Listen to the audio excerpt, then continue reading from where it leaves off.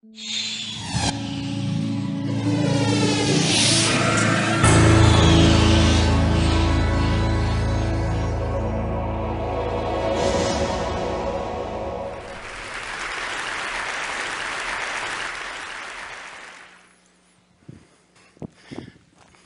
in the box?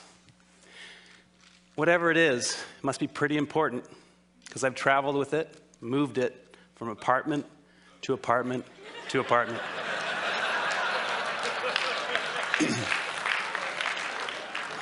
Sound familiar? Did you know that we Americans have about 3 times the amount of space we did 50 years ago? 3 times. So you'd think with all this extra space, we'd have plenty of room for all our stuff, right? Nope. There's a new industry in town, a $22 billion, 2.2 billion square foot industry, that of personal storage. So we've got triple the space, but we become such good shoppers that we need even more space. So where does this lead? Lots of credit card debt, huge environmental footprints, and perhaps not coincidentally, our happiness levels flatline over the same 50 years. Well, I'm here to suggest there's a better way, that less might actually equal more. I bet most of us have experienced at some point the joys of less. College, in your dorm, traveling in a hotel room, camping, where you got basically nothing, maybe a boat. Whatever it was for you, I bet that among other things, this gave you a little more freedom, a little more time. So I want to suggest that less stuff and less space are going to equal smaller footprint. It's actually a great way to save you some money, and it's going to give you a little more ease in your life.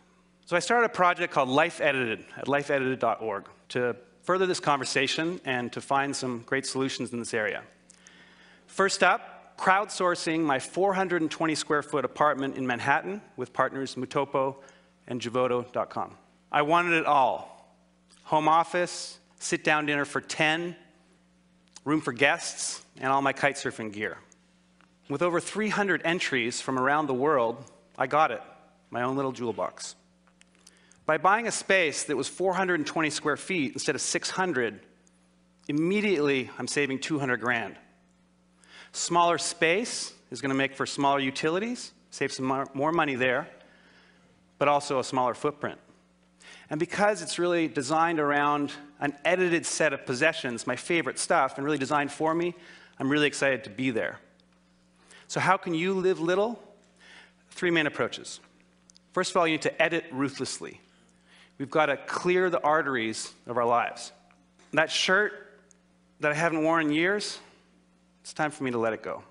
We've got to cut the extraneous out of our lives, and we've got to learn to stem the inflow. We need to think before we buy. Ask ourselves, is that really going to make me happier? Truly? By all means, we should buy and own some great stuff.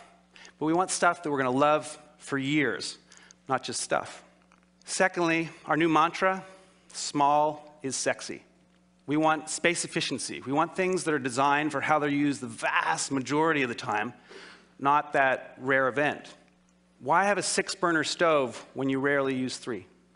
So we want things that nest, we want things that stack, and we want to digitize. You can take paperwork, books, movies, and you can make it disappear. It's magic. Finally, we want multifunctional spaces and housewares. A sink's combined with a toilet. A dining table becomes a bed, same space. A little side table stretches out to seat 10. In the winning Life Edited scheme in a render here, we combine a moving wall with transformer furniture to get a lot out of the space. Look at the coffee table. It grows in height and width to seat 10. My office folds away, easily hidden. My bed just pops out of the wall, 2 fingers. Guests move the moving wall, have some fold-down guest beds. And of course, my own movie theater. So I'm not saying that we all need to live in 420 square feet, but consider the benefits of an edited life. Go from 3,000 to 2,000, from 1,500 to 1,000. Most of us, maybe all of us, are here pretty happily for a bunch of days, with a couple bags, maybe small space, hotel room. So when you go home and you walk through your front door, take a second and ask yourselves, could I do with a little life editing? Would that give me a little more freedom? Maybe a little more time? What's in the box? It doesn't really matter. I know I don't need it. What's in yours? Maybe, just maybe, less might equal more. So let's make room for the good stuff. Thank you.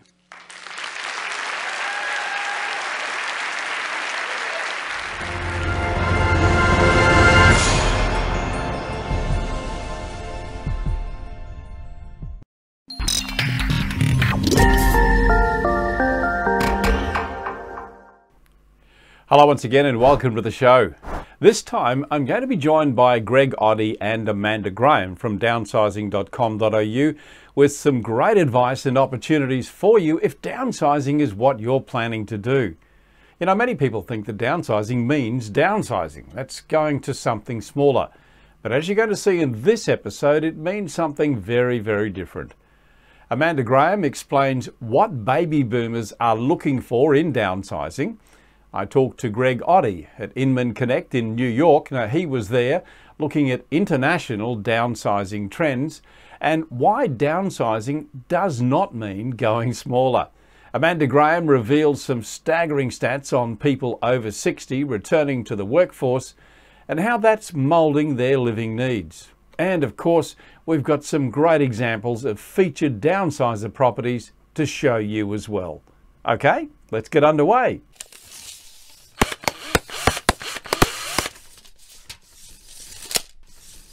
Well, as I said in the introduction, baby boomers are typically in denial about the inevitability of the ageing process and adamant that they're never going to move to aged care facilities by choice, but they are happy to downsize to a golf resort or similar. So modern retirement developments may look like any other attractive new home, but also incorporate good design features, catering for occupants who may become less mobile and require in-home support services as they age. Downsizing.com.au specialises in making available as much information as needed to make this move as stress-free as possible. They do it by displaying all the options, the features, the benefits and the considerations. Downsizing.com.au founder Amanda Graham has learnt this through personal experience and she joins me to talk about that. Amanda, thanks very much for your time. Thanks, Kevin. Good to be on the show. Now, when you started looking, you were pretty shocked, weren't you, at how little information and support there was available. Tell me about that experience, Amanda. Yes, well, I was obviously at that stage a busy professional person with kids, and I wanted to help my father move into what was then a retirement village, and it was out of area. And what we found was that there was simply nothing online at that point. So I was, you know, as a consumer, I was quite frustrated because I was used to the real estate websites.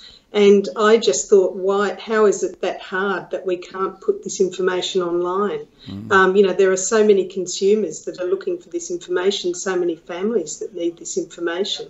And everyone you spoke to was having the same sort of problem within their own family. So we thought, can't be that hard to build a website. Famous last words. Famous last words, yeah, exactly. Yes.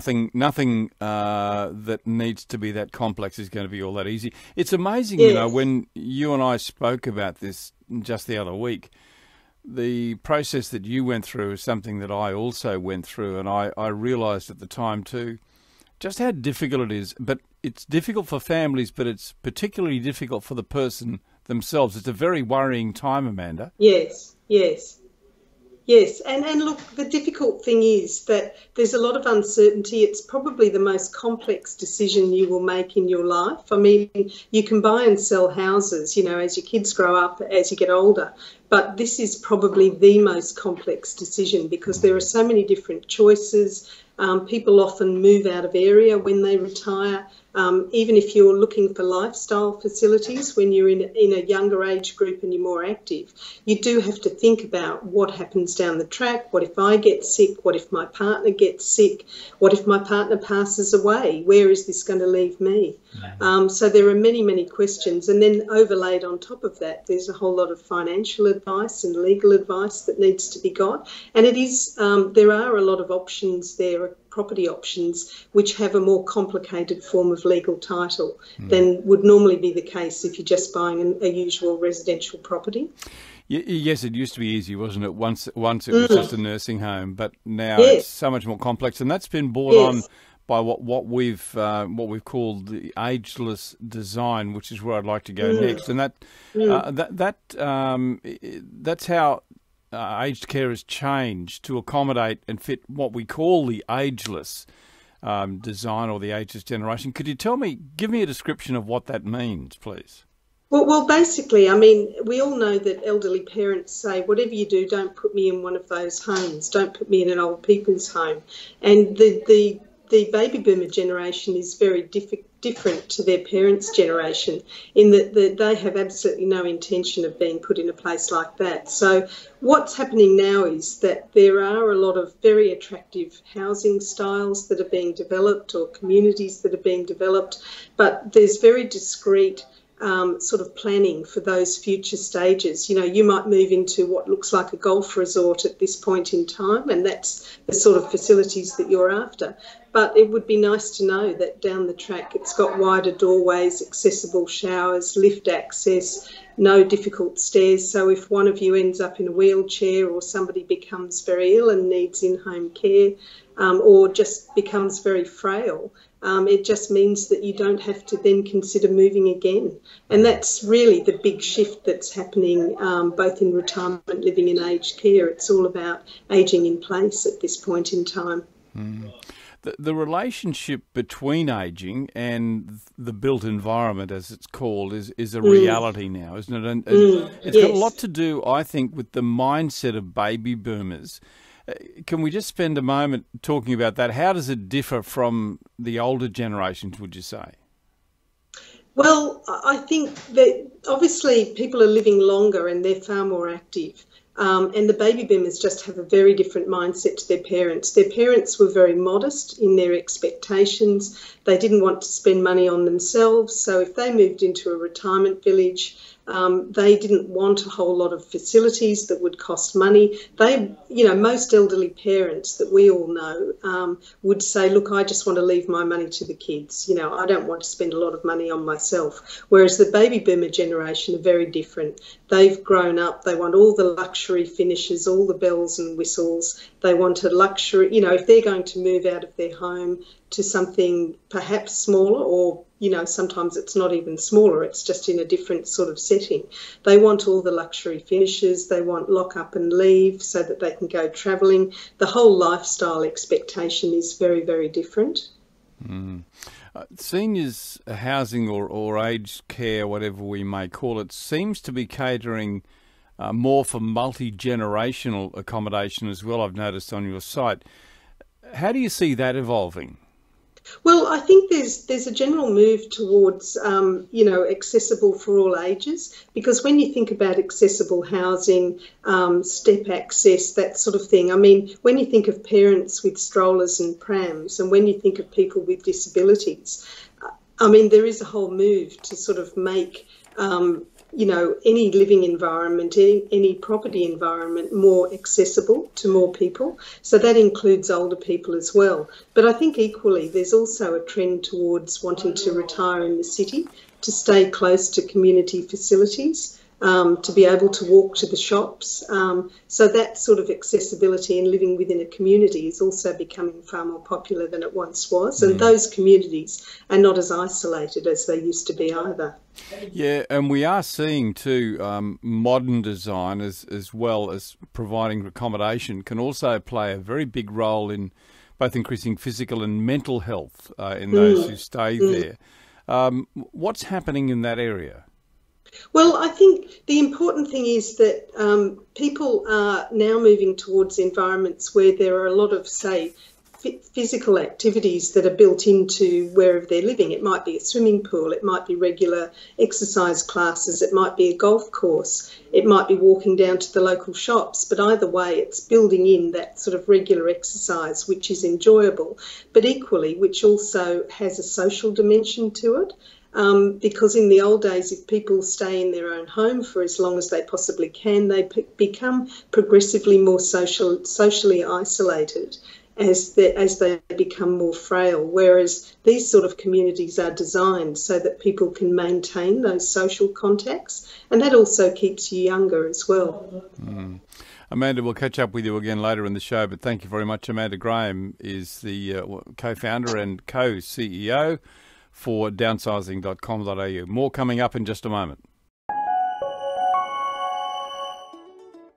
At Regis, we are proud of our approach to caring for senior Australians. Our sole focus has always been providing high-quality aged care services, and over our 20 years of operations, we have gained a vast amount of experience in this area. We believe with the right support at the right time, people can live their lives on their terms. It's why we create a high-quality, personalised care program for every person who chooses any of our services. From the moment you arrive at your new Regis facility, you will receive tailor-made care and attention. We take the time to understand your food preferences, sleeping habits, physical abilities, emotional needs, hobbies and interests, making it easier to help you feel comfortable and at home. Respectful interactions, dignified care and thoughtful attention to detail are our promise to you. It takes a special person to work in aged care.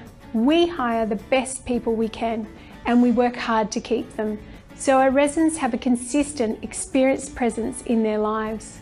We ensure through training and mentorship, these good people have the time to focus on the vital day-to-day care of our residents. Our staff are thoroughly police-checked, reference-checked and experienced in care, many with specialist experience in dementia and palliative care. You can have the peace of mind of knowing that all Regis aged care facilities are fully accredited under the Aged Care Act 1997 and adhere to the requirements set by the Australian Commonwealth Government. To find out more, speak to one of our dedicated team on 1300 998 100 or visit regis.com.au.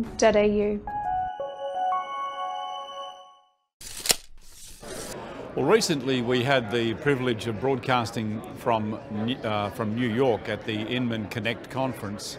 I took the opportunity to catch up with Greg Oddy from downsizing.com.au, who's no stranger to us in this show, but it's nice to be doing a segment for this show from New York. Hi Greg, how are you doing? Good, thank you. Greg, I want to talk international because basically we're in the States now, and I know that you and your company are here interested in looking at the trends around the world. What are you finding are the hot points? Is it different from what we see in Australia, the needs of the downsizer? And I'm not just talking about the elderly, I'm just talking about people who want to downsize. Yep. Well, we think the trends are quite similar, especially in the American market, and in such a way that Hometown, one of our clients, has just purchased Gateway. It's a huge business in the US, and they've now hit the Australian market quite strongly, and they've just purchased a Gateway, which was 60 odd villages, and they'd already commenced 7 or 8 on their own. So the model that works in the US is very, very similar. The UK hadn't been until recently. Traditionally, the downsizer or the retiree was in another type of accommodation, and they didn't have a lot of retirement villages. So that's really changed in the last 6 or 7 years, and they're building some really, really luxury types of villages in the UK. China as well was such a shift in the Chinese market because of the way that the family community all lived under the one roof up until grandparents, parents, children. And now it's seen as a bit of a prestige to put mum and dad or nan and pop into retirement villages in parts of China. So what I'm not sure about in the other countries is if, like us, there's a big shortage in retirement villages and we're finding the baby boomers are looking to purchase residential strata apartments or villas. I'm assuming that's the case in the other countries, but that's certainly where the opportunity lies for us. Yes, because the need of the downsizer, and once again, I'm not talking about retirement, I'm talking about people who maybe, could be decades away from retiring, Sure, yeah. but they just simply want to get to something that's going to allow them to travel more, because the world is becoming smaller and the opportunities to travel are becoming greater. So, the need of the downsizer could be certainly not a retirement home, it could be a lifestyle that Absolutely. they're looking for. Yeah. Is that what you're seeing? Is that what the American influence is bringing into Australia, or is it the other way around? No, I think so. I mean, just to focus on the retirement part of it, that in the States there's a lot of niche within the niche. So there's a lot of retirement villages that are dedicated to a certain pastime. It might be golfing, it might be something else around that, an interest, and people are flocking together. So it's just the sheer number of the size of the baby boomer wave that hasn't even started yet, that's driving the demand for the whole industry at the moment around where they think they'll be in the property market. And listening to one of the speakers here at Inman earlier today, it seems that parts of the States, in New York in particular where we are, is going through a bit of a downturn, as we're experiencing in Sydney and Melbourne. And so what does that mean to a real estate agent? That the baby boomer or the downsizer is someone who's cashed up and can transact. So they're kind of an interesting bunch to want to try and target and deal with, as opposed to first home buyers or investors that might sit on their hands in a market like this, whereas someone who's ready to downsize is ready to do it now when they find the property, and they don't mind spending a little bit more if it's what they need and where they see they're going to be for a long time. Because we have to be careful that we don't misread a generation. We talk about baby boomers coming through, and certainly they're going to have a huge impact, but nowhere near the impact that the millennials are going to have as they're coming through, and we've already misread them. Sure. In terms of, we said the millennials were not going to be, they couldn't afford to buy, but now we find that a record number of them are buying because they're smarter about how they're doing it. So we have to be careful we don't misread those generations. Agreed, and there's things appearing that have come to Australia now. The build to rent situation, which is in the UK, it started off targeting university and younger people, and now that's starting to have an impact on the retirees or the downsizers, and I think that trend will happen in Australia, the build to rent scenario, and this is just the beginning, like you say. I mean, everybody's getting older. There's going to be a whole bunch of millennials in the next 50 years that aren't catered for from a property standpoint. So there's a big lack of supply for what retirees are looking for, or downsizers. Yeah, certainly is. Greg, thank you very much for your time. Next show, I want to catch up with you and we'll get a bit of an agent focus, because I think there's a big lesson from being here that we can take back to agents. So I look forward to talking to you about that in the next show, which we'll do here from Inman. No secret about we'll do it straight after this one, but anyway, it'll be great to catch up with you. Thanks, Greg. Thanks, Kevin. I've been talking to Greg Oddy from downsizing.com.au, and we'll look forward to talking to you in the next show about the impact on agents and what they should be watching out for in this huge downsizing market. More to come in just a moment. I love greens. All greens, broccoli, spinach, love spinach. I like steak, and I like steak rare, almost bloody. I love tea, herbal tea, green tea, ginger and lemon tea. Tea gives me wind. I love the ballet, just beautiful, just beautiful. I find it sort of weird that people would go prancing around the stage in tights. It does nothing for me at all.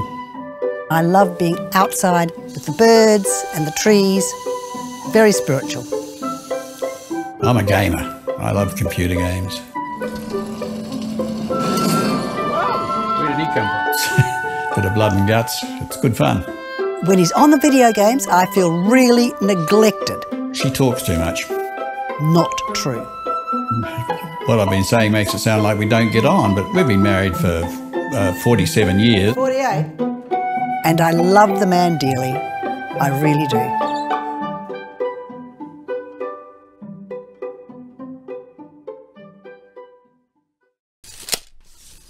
Welcome back. Well, the concept of retirement is changing as more older people stay in the workforce for longer, whether it's by choice or by financial necessity. Since the GFC, there have been a 60% increase in the number of people over 60 in the Australian workforce. That's according to ABS figures. There are now more than 1 million workers aged 60 plus, which is 300,000 more than there were 6 years ago. This is creating a huge challenge for carers, developers and businesses that specialise in aged care. Creators of this show, downsizing.com.au, saw a big emerging need for better information about this huge developing demand from many people who had lost much of their super savings during the GFC, still needing to be active, working and earning a living. They were never going to want to move into a retirement home because retirement simply wasn't an option. Downsizing.com.au founder Amanda Graham set about changing that, and the website was born. We welcome Amanda back into the show to talk about what she and her team learnt as they were creating that website, because this is such a huge community, isn't it, Amanda? And welcome back to the show. Yes, it is. And look, there is this stereotype about people reaching a certain age and then retiring from the full-time workforce. And I think, that concept is almost becoming obsolete for many people because, people are living a lot longer, they're a lot healthier. And equally, the younger generation of retirees have a very expensive sort of lifestyle that they'd like to keep up. So the question becomes, how long are people going to live for, and how can you fund that retirement if you're not working? So what's become very popular in the last 10 years is really that transition to retirement. People would like to start drawing down on their super before they fully retire from the workforce, or stay in the workforce part-time or on an occasional basis for as long as they possibly can. So this has led to other trends too. People are tending to retire more in the city where they can still have access to employment if they need it.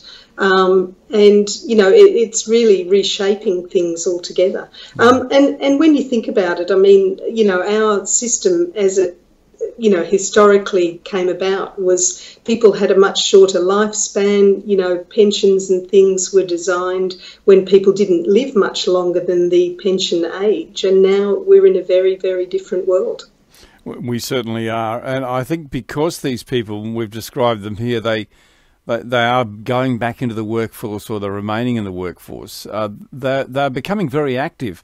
And because of that, their expectations around their accommodation or their lifestyle is actually changing. So how is accommodation gearing for that? How is it changing to take that into consideration? Well, people very much, want larger sort of luxury style accommodation, and it might be downsizing in the sense that they might move to an apartment, but rather than the old-fashioned sort of one-bedroom, very modest apartments that might have been offered in the old-style retirement villages, now people want 3-bedroom luxury apartments with 2 living areas, lift access and a double garage. It's something that they can lock up and travel overseas with, something which is really accessible if they spend a lot of their time still in the city, still working. Yes, it's really interesting. In another interview that I want to catch up with you on, we'll talk about pets as well. But it's in some of the accommodation facilities I've seen on your website, you mentioned there about double garages. They do actually have double garages with maybe one car, but they might buy, say, a golf cart or some sort of mobility device to get them around, to get them to the front gate to pick up the papers and so on. So all of these things. Can I just ask you then about transportation, because you mentioned, I think, that a lot of people want to live in the city because of their work. But if they can't, how important is transportation, and is this something that's taken into consideration when they're planning these developments? I think it's becoming more and more important, and more people are thinking about it, because even if you are driving and you're happy to have a car now, you do have to think that, look, if I want to stay in the same place for the next 10, 15, 20 years, there may come a time when I can no longer drive. And does that mean I'll have to move house when that happens? So all of those things are part of the many decisions that people have to make about where and in what sort of style of accommodation they want to spend their later years. I'll have to refer to my running sheet for this one, but I think on your site, these people have actually been called seniorpreneurs. Seniorpreneurs, yeah. Yes. That's referring to the fact that they still have a lot to offer, and in some cases they're prepared to go back and retrain to get back into the workforce. Do we need to become, do you think, more tolerant of baby boomers and understand more about the contribution they can make? I think very much so. I think we still do see, unfortunately, a lot of age discrimination, and often when redundancies are on offer, younger people will make assumptions that if someone's getting closer to retirement age, that they should, they will welcome a redundancy. And I think the reality is that if you are made redundant when you're in your 50s, it can become very, very hard to find paid employment with another company at that stage in your life, because you face all sorts of discrimination. People make assumptions that you're not up to date with technology, or that you haven't got the physical energy or commitment to do the job. So I think that for a lot of people who do need to stay employed for longer, then there is the option of people setting up their own businesses, and a lot of older people are doing that. And I think we also have to remember that because house prices have gone up so much in the last 10, 20 years, what it means is that people who reach their 50s quite often still have a very large mortgage and probably still have kids at home, even if they're older. So they really need to keep working to pay off that mortgage and to get themselves to a stage where they can be financially independent. Certainly a lot of advice on if you're needing to make a change, and you'll find it all at the website that we've mentioned, downsizing.com.au. Amanda Graham, thank you very much for your time. Thanks, Kevin.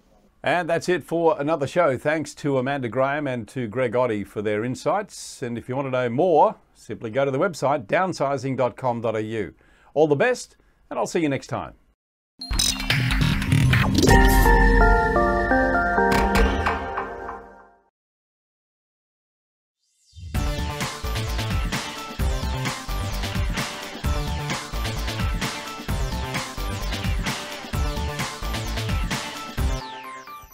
Welcome to Open House NYC. Today's show is all about homes that were styled to sell. We join some of the biggest names in design for a look at how their choices create a unique aesthetic while maintaining universal appeal. We start things off with friend of the show, Cheryl Eisen, right in the heart of Midtown Manhattan. Cheryl created a world befitting a residence named Baccarat, one that glitters with glamour and elegance at every turn. The impressive dimensions of the main entertaining space are made intimate through her graceful, low-profile furnishings that help make the city views the star of the show. Check it out.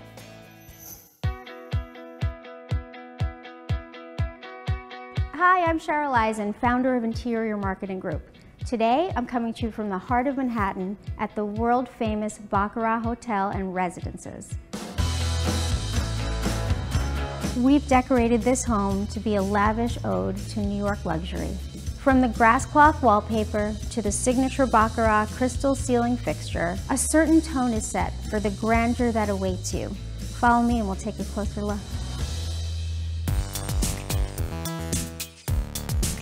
When designing a home that has the most beautiful 360-degree views of New York City, it's important to honor these features, not compete with them. For example, instead of heavy, textured curtains, I chose light and airy draperies to frame the views, let the light in, and make sure that this scene outside remains the focus. I also used low-profile furniture, like this custom sectional, to further accentuate these staggering 14-foot ceilings. People lucky enough to live in the Baccarat don't just eat, they dine, and in style.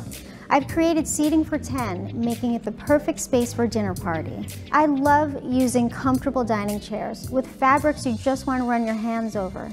I used a gorgeous area rug and a chandelier to delineate the dining from the living space.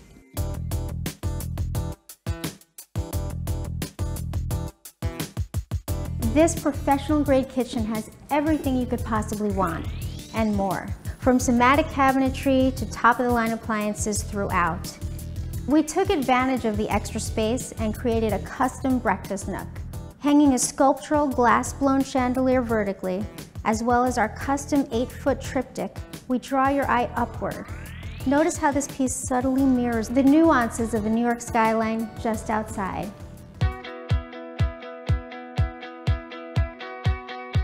We did something different in all 4 bedrooms of the home, but sophistication was saved for the master. Let's take a look.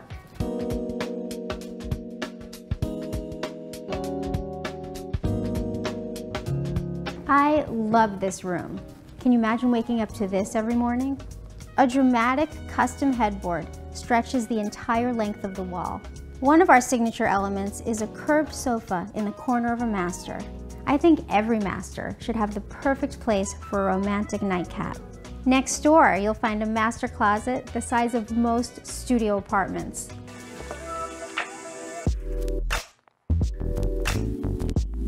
And the master ensuite bathroom will definitely become your own daily indulgence. Decked out in Lido marble, this one-of-a-kind bathroom has a Victoria and Albert soaking tub and radiant heated floors for those chilly winter mornings. And for those chilly winter evenings, follow me. At the end of the day, nothing's more indulgent than unwinding by the fire with Baccarat crystal and crystal clear views. I hope you've enjoyed exploring this amazing residence in the sky and that you've drawn some inspiration from the design elements we've used here. See you soon.